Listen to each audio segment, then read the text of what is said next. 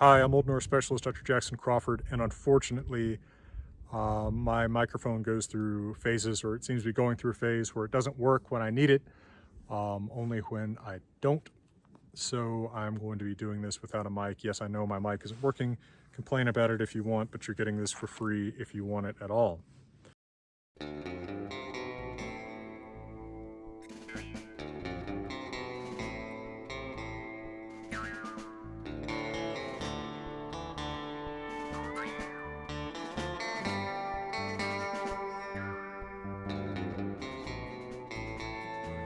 What I'm going to do today is start another one of my series of readings from poems in the Poetic Edda, going through them word by word in Old Norse and explaining what I am seeing there.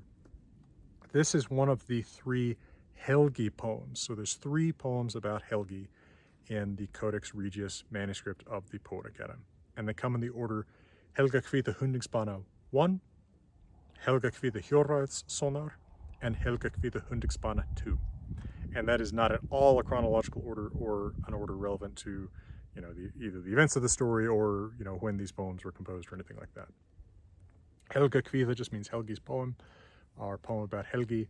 Hjörvarsonar means Helgi, who's the son of Hjörvarth, and Hundingsbana means of the Helgi, who is the killer of Hunding, who is a figure in the Volsung mythos.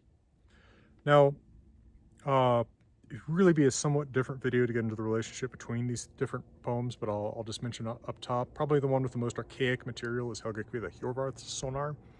That is the one where he is not a member of the Volsung family, because in the Helgakviða Hundingsbana poems, he is a member of the Volsung family. He's a son of Sigmundur, the father of Sigurður the Dragon Slayer, who is one of the great heroes of the saga of the Volsungs, as well as many other poems in the Poetic Edda. Probably his sort of assimilation to the Volsung family is a later thing. And the language in Helgakviða 1, Hundingsbana 1 and 2 is, nothing about it screams this is really early or archaic. Now, of course, what does it mean that something is early or archaic? Different stanzas can be older than other stanzas. It's almost certainly the case here, as it is with many other poems. But also, even if this is made in generations after the conversion of Iceland to Christianity as a specific narrative, it's still drawing on material from much earlier, right? This is still a living tradition of the tales of pre-Christian heroes and gods that's being communicated here. So fairly young poem, but in a somewhat analogous way to something like the Saga of Hervor and Heidrek, the actual writing might be younger, but the material it's based on is often quite old, quite likely. So, like many other poems in the Poetic Edda, we have this preserved with a lot of prose around it. Now, keep in mind that a note that I made when talking about the poem Lokasena, the prose does not have to be as old as the poem, and the prose can reflect a younger generation's understanding of the material, right? So say the poem is from the 1000s, the prose intro and all the notes between stanzas could well be from the 1200s, right? It could be by the person writing it down in the 1200s in the Codex Regius. So we're beginning with this prose that it's preserved with in the Codex Regius. Oh, another quick thing is in the Poetic Edda, the order of the poems is, like I said, Helgakviða Hundingsbana 1, Helgakviða Hjörvarsonar, Helgakviða Hundingsbana 2. But Helgakviða Hundingsbana 1 and Helgakviða Hundingsbana 2 are much more obviously versions of virtually the same story and are probably almost exactly as old. In fact, I agree with the opinion of Jonas Christiansen and Vjestein Olason. They express in the introduction to the poems in their edition of the Poetic Edda, Helgakviða from Íslensk Fornrit, that very likely what we're looking at is two poets working with very much the same traditional material at about the same time. So they're very obviously just two different versions of one story. Helgakviða Hundingsbana being a little bit more, having some more archaic material, being more divorced from the Volsung timeline, has a lot more differences, a lot more people's names are different, but they're all kind of at core the same story, just preserved in three different narratives, right? We have a young man who falls in love with a Valkyrie and he has a sidekick who has an insult battle with somebody. All right, so without further ado, to start Helgakviða Hundingsbana II, the prose in the Codex Regius begins Frá Volsungum, about the Volsungs, right, the family of Sigmundur, Sigurður, etc. Sigmundur konungur Volsungsson otti Borghildi af Brolundi. Þau hettu son sinn Helga og eftir Helga fjórvarðs sinni. Helga fostraði Hagal. So King Sigmundur, son of Volsungur, had, i.e. as a wife, Borghildur from Brolund. And they named their son Helgi, and after Helgi, the son of Hjorvarð. So in the timeline of this particular poem, according to the understanding of the editor writing this prose, these are two different Helgis, and this one is named after the one in Helgakviða Hjorvarðs sonar. And Hagal, somebody else, fostered Helgi. Here's where knowing Old Norse grammar is helpful. You could, because of the word order, easily think that someone named Helga, a woman, is fostering Hagal, but Helgi, the accusative, right, the object form is Helga, and Hagal is a masculine nominative singular. Hundingur het ríkur konungur, við hann Hundland kent. Hann var hermaður mikil og otti marga sonum, þá í hernaði voru. Ófriður og dylgjur voru og milli þeirra Hundingskonungs og Sigmundar konungs, dropu horir annara frændar. Sigmundar konungur og hans ættmenn hettu Volsungar og Ylvingar. So Hundingur was the name of a powerful king. Hunland is named for him. He was a great warrior and had many sons who were in warlike activity. There was unpeace, Ófriður, and threats between King Hundingur and King Sigmundur. Notice that Theira, that comes before Mili, is kind of a placeholder for the two people that these things are between. Mili, this preposition takes the genitive object. And each killed the friends, the kinsmen of the other. King Sigmundur and his kinsmen were named Volsungs and Ylvings. Helgi fór og njósnaði til hirðar Hundingskonungs á laun. Hemmingur, sonur Hundingskonungs, var heima. En Helgi fór í brott, þá hitti hann Hjarðarsvein og hvað? So Helgi went and spied on the bodyguards, the retinue of King Hundingur in secret. Hemmingur, the son of King Hundingur, was at home. But when Helgi went away, then he met a herding boy, right? Some kind of a goat herd or sheep herder. And he said, stanza 1, Segðu Hemmingi at Helgi man hvern í brynju bragnar feldu, úlf grón inni hofðuð, þar hammal hugdi Hundingur konungur. So tell Hemmingur that Helgi remembers men killed someone, hvern, right, both an interrogative and also an indefinite personal pronoun, someone in armor, or rather he remembers who killed someone in armor. This is perhaps after Sigmundur, his father, has been killed, and Hundingur has killed Sigmundur. That would be somewhat different from other versions of the Volsung tradition, but as Jonas Christensen, Vested, and Olesen point out, quite plausible for this particular version. Jarl had a gray wolf, that's Helgi himself, within, where King Hundingur thought there was Hamal. So Hamal is the name that Helgi takes as a disguise. Again, Jonas Christensen and Vested and Olesen point out that it could be related to Hamr, right? Like a skin, what shape changers change. So it's like his disguise. It's his name is basically disguise guy. Then we get in the prose, Hamal het sonar Hagals. Well, maybe not. The Hamal, who's a separate person, not just Helgi's disguise name, is not mentioned in the poetry. So maybe this is just something the editor's misunderstanding, right? He's trying to explain, well, who is Hamal. But and remember, Hamal then okay, Hagal, that would be the guy who fostered Helgi. Right? There's a lot of names here that all start with H. Hundinger konungur sendi menn til Hagals að leita Helga. En Helgi mótti eigi forðask annan veg en tók klæði ambatar og gekk að dem alla. Þeir leituðu og fundu eigi Helga, þó hvað blindur in bolvísi. So Hama was the name of the son of Hagal. King Hunding sent men to Hagal to search for Helgi. But Helgi could not get away another way, but he took the clothes of a serving woman and he went to grind. Right, one of the jobs of servants or slaves, grinding grain. They searched and did not find Helgi. And then Blinder, the Bale wise, the wise in the ways of evil. This really sounds like a very Odin-y name. He said, and here's stanza 2, Hos eru augu I Hagals þýju, það karls at ok vernum stender, steina ripna stökkur lúður fyrir. Sharp are the eyes, hos eru auga I Hagals þýju, in Hagal's slave woman. That is not of a regular middle class person, right? A Carl's family who stands at the grindstones.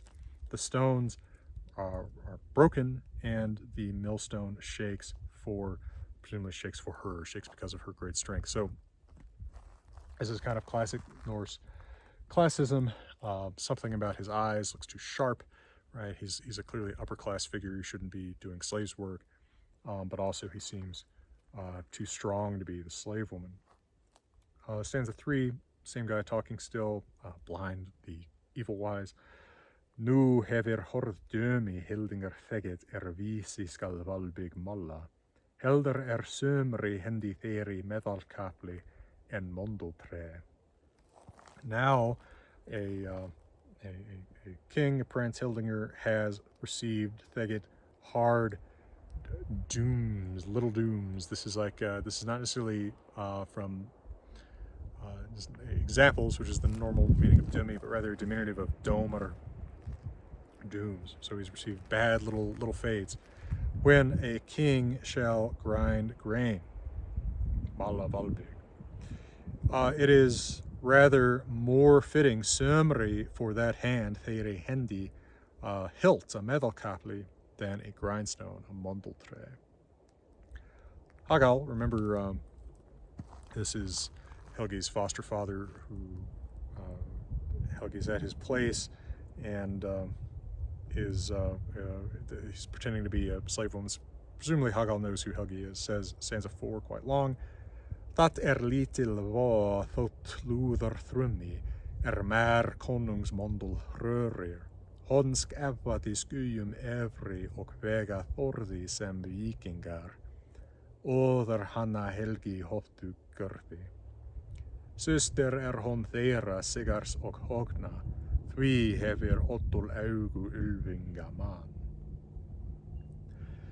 It is a little trouble, little woe, little woe, though the stone trembles or makes noise through me when a king's daughter moves the grindstone, Hrurir Mundal.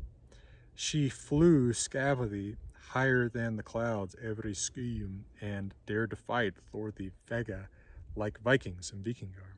Before Helgi, or Helgi, made her a captive, Görði hana hoftu. So he's making Helgi part of the backstory of this made-up Valkyrie woman who is Helgi in disguise. She is the sister, Honir, sister of them, Thera, Sigars, og Hogna, so of Sigar and Hogni. That is why Thvi, the young lady, the man, remember with one N, that means like young woman, two N's is man or person. The young lady of the Ylvings has fierce eyes, Ottul Augu.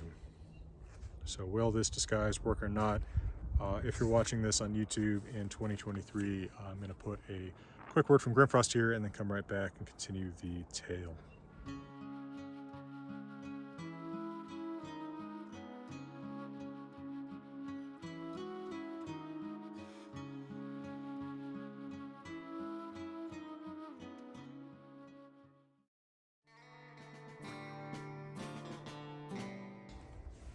All right, so continuing from where Hagal covers for Helgi in long stanza 4, we have some prose notes. Undan komst Helgi och for å herskip. Han fällde Hunding konung och var sidan kallaður Helgi Hundingsbani. Han lå med hersinn i Brunavågum och hafði þar strandhóg och åtu þar hrót. Hogni hét konungur. Hans dóttir var Sigrún. Hon var Valkyria och reið loft och låg. Hon var svova indarborin. Sigrún reið at skipum Helga och kvað. So Helgi got away undan komst and went on to a worship herskip. He killed King Hundinger, and he was later called Helgi, killer of Hunding, Hundingsbani, hence the name of these two poems. He lay with his army, Lometh Hersen, in Brunavågir, some kind of bays, and there they had Strandhog, beach strike, which is Viking raiding, typically the term Strandhog being used for when the raiding is being done within Scandinavia rather than on outsider peoples. And they ate raw meat, otu chat, there, thar. Hogni was the name of a king, het konungur. His daughter was Sigrún. She was a Valkyrie, and she rode the sky and sea, loft og log. This is kind of a stereotype phrase used of Valkyries. She was Svava, reborn. Svava is the name of the Valkyrie that Helgi Hjörvarsson falls in love with in Helgakviða Hundingsbana. Remember, not necessarily the understanding of the poet of Helgakviða Hundingsbana that the two Valkyries are the same or one person reincarnated, but the understanding of the editor writing this down in the 1200s. Sigrún rode to the ships, reið skipum of Helga, and she said, stanza 5, Hverir lota fljóta flöifið baka, hvar hermegir heima eiguð, hvers bíðið í Brunavågum, hver lystir yður leið at kana. Who lets float, orders to float the ships at the bank, vid baka. Flöi being a word for worship. You also see in the famous My Mother Told Me poem by Egil Skallagrimsson. Where, war sons, warriors, do you have a home? Eguð heima, eguð being a second person plural verb. What or who perhaps, where's do y'all await bíðið in Brunavågum, in the Bruni bays. Notice we've got these plural second persons. The long er, that is the archaic form of their, the word y'all, nominative, plural second person pronoun. And then when you await someone or something, you bíða that thing or person, you await that thing or person in the genitive. That's why it's hvers, the genitive object. So what do you await? Hvers bíðið to where, do you wish to go? Listir either, one of these verbs that takes a sort of apparent subject and a dative or accusative. So where do you wish to go? Or where do you wish, to where do you wish, probably for me, to show you the way, kana either leið. Stanza 6, Helgi responds, Hammal, remember that's the name he calls himself, later fljóta flöifið baka, eigum heima í hlessauju, bíðum byrjar í Brunavågum, austur lystir oss leið at kana. All right, so he says, kind of repeating what she said, Hammal lets float, allows to float, orders to float the ships by the bank. We have our homes in Hlessay. We await a good breeze, a favorable breeze, byr, in the Bruni bays. And so listir oss, so it is the lust strikes us, the desire strikes us for you, unstated, to show us, the way, leið, auster, east. So she says in 7, Hvar hefur þú Hilmir, Hildi Vakða, eða Gógul Allin, Gunnar systra? Hví brynja þín blóði stokkin? Hví skal hjálmum hrotkjot etta? So King Hilmir, where have you, hefur þú, awakened battle, Vakða Hildi, or fed Gogol is, I think, cuckoos, but she's obviously using it for ravens. It's very often used in poetic renamings of ravens. Or it's geese. Okay, yeah. It's the geese of the sisters of Gunnar. So Gunnar is not the accusative of the singular name Gunnar, a masculine name, but rather the genitive singular of the feminine name Gunnar, which is a woman's or Valkyrie's name. So when you feed the geese of the sisters of Gunnar, you are feeding the ravens. So where have you awakened battle or fed ravens? And she said, why is your armor leapt, i.e. spattered with blood, stuck and bloathy? Why shall one eat, we skal etta, raw meat, rot kjot, under helmets? So note a couple things. Past participles in lines 2 and 3 are the old style. It's archaic, where it's not just the neuter accusative singular, but rather the past participles agreeing with the object. So feminine singular accusative in the case of Hildi, neuter plural accusative in the case of Gogol, geese. Another thing, notice those last two lines, we have skal without a stated subject. That's kind of the one or you, right? The kind of like unstated subject that we see in Hovmal so often with a third person singular verb, Gjerne quite often skal. Sentence 8, Helgi responds, "That van nast njus neder Ylvinga fyrir vestan ver, ef thik vitalustur. Erik Bjornu tok I Bragalundi och ett ara odum sadak." So I did van, that nearest of new, nast nis, ek, oddly enough, left out here. You'd expect the word I. This son of Ylvings, son of Volsungs, west of the sea, for vest on ver. If you want to know, if thik vita lister, there's that accusative subject to lista. When I took bears, Erik took Bjarnu and Bragalund, and I fed the family of eagles with spear points. Sadak, right, Sada, I fed, I satiated with the ek, I appended. Got some ravens in the background that maybe you can hear because it's not a mic. Perhaps celebrating Helgi there. That's kind of a Norse poetic conceit. I fed them, Sadak, ek, appended to the verb sada, fed, satiated with spear points, odum, the family at of eagles, ara, genitive plural to ari, poetic word for eagle, a masculine weak noun. Sentence 9, it keeps going, nu sagt mer hvaðan sakar gördusk, því var og legi mer lítstegt etid.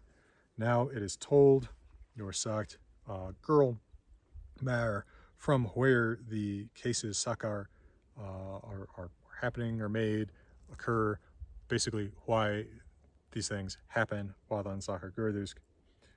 Thus, it was, því var, that on the sea, legi, by me, mer, little cooked, lítstegt, was eaten, etid.